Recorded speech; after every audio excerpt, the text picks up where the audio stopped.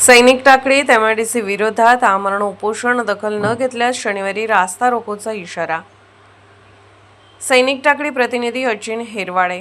सैनिक टाकळी येथे प्रस्तावित एमआयडीसीला विरोध करत ग्रामस्थांनी गुरुवार 9 जुलैपासून अमर जवान हुतात्मा स्मारक येथे आमरण उपोषण सुरू केले आहे। प्रशासन व लोकप्रतिनिधींनी दखल न घेतल्याने आंदोलन तीव्र करण्याचा इशारा देण्यात आला आहे।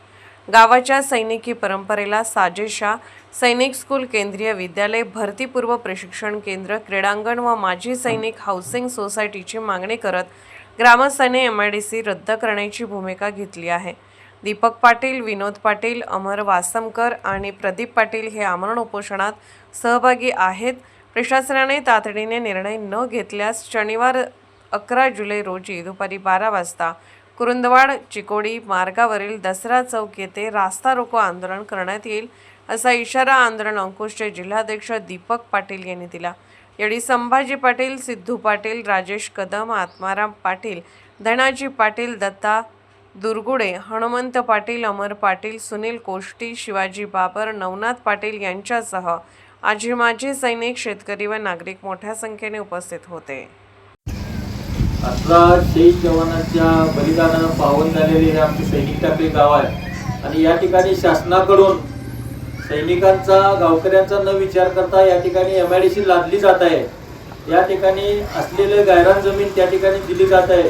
या गायरान जमिनीवर आमच्या सैनिकांनी सैनिक स्कूलची मागणी केलेली आहे। गावानं या त्या ठिकाणी ग्रामपंचायतीला ते विकासासाठी राखीव ठेवा म्हणून मागणी केलेली आहे। या परिसरामध्ये 6-7 गावामध्ये महापूर येतो आणि त्या महापूर आल्यानंतर तात्पुरतं स्थलांतरासाठी हा एकच आधार आहे। त्यासाठी सुद्धा गायरान राखीव असणं गरजेचं आहे। तसेच या ठिकाणी जो तरुण आहे तो सैन्यात जाण्यासाठी या ठिकाणी भरतीपूर्व प्रशिक्षण केंद्रासाठी ग्राउंडची मागणी करत आहे।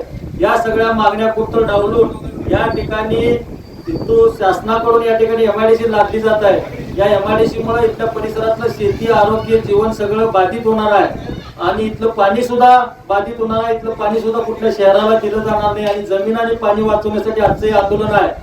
तर शासनाने या गोष्टीचा विचार करावा। या ठिकाणी आम्ही माजी सैनिकांसकट, शेतकऱ्यांच्या सकट या ठिकाणी उपोषणाला बसलो आहोत। जोपर्यंत ही एमआयडीसी रद्द होत नाही तोपर्यंत हे उपोषण चालू राहणार।